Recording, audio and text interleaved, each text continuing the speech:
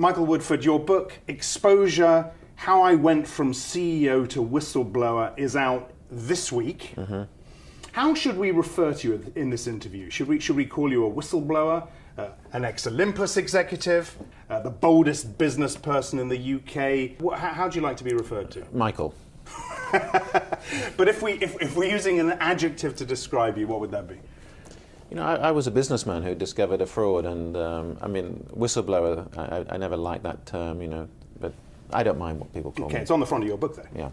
It's part of the title. I know, because that's what people understand as somebody who reports on wrongdoing, and that's the term, but it's also got negative connotations with a lot of people, and the term truth teller and things like this, but that sounds pompous and indulgent, so I don't like that either, so I don't mind what you call me. All right.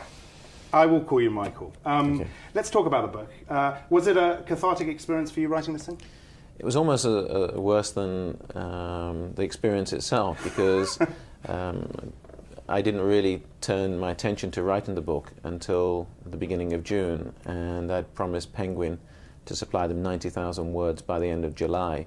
So again, I was getting up at 5 o'clock in the morning and working till late at night, day after day after day, and drove my family to madness. And I imagine there was... And it was very emotional as well. Sure, and we'll come on to that, but I imagine the time pressure as well from the publisher at a time, and let me ask you this, if you felt gagged because of ongoing investigations, is there stuff in this book that isn't there that you wish was there? I mean, as I say in the book, there's things I can't say for legal reasons, and the FBI and the SFO, their investigations, as far as I'm aware, are still ongoing.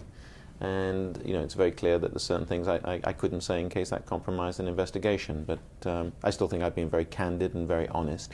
When I spoke to you, I think it was late last year here at Reuters, we talked about the Yakuza, we talked about threats to your life, the general feeling of unease you had. Is there a little bit of that left? Do you look over your shoulder?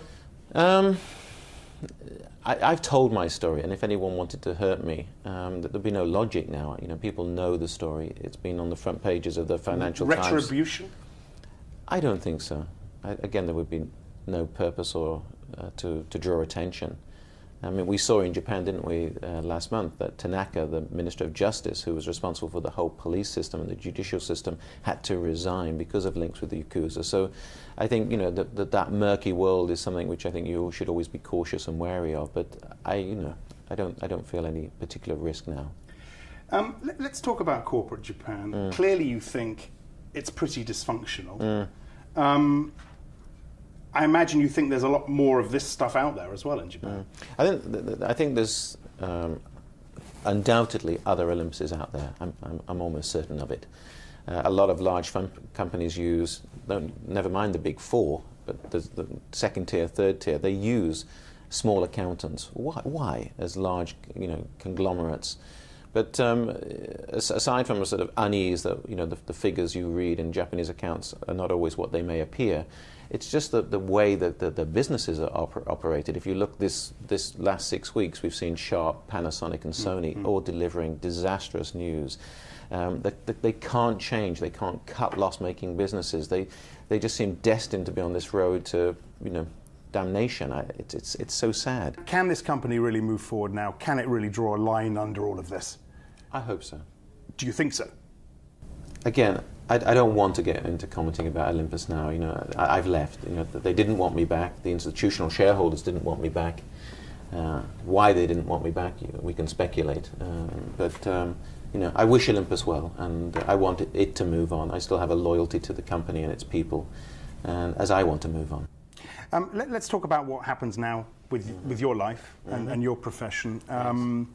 You got a settlement, $10 million US. Pounds, excuse me. You clearly wanted a lot more. There was this talk about up to 10 years in lost salary. You're doing the lecture circuit. You're working as a consultant for a number of companies. Is that your future?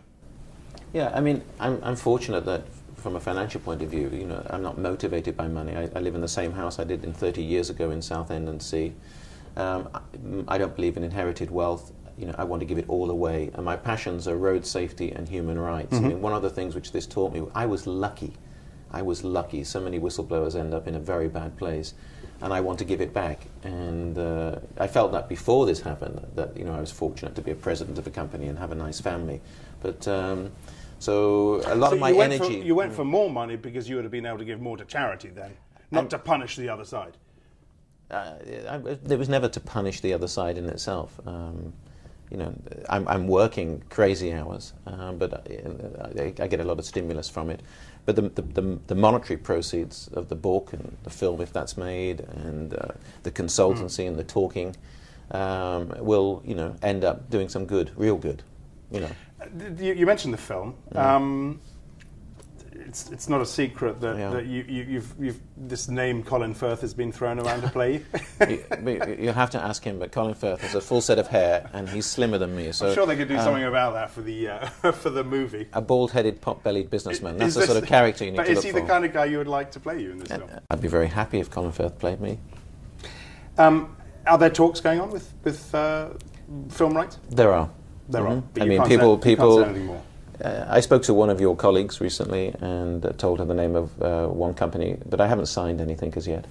And there's been approaches from the United States as well. But people who've read it in the film business, and I've met a lot of them, believe it's a John Grisham story. The only thing is it's true.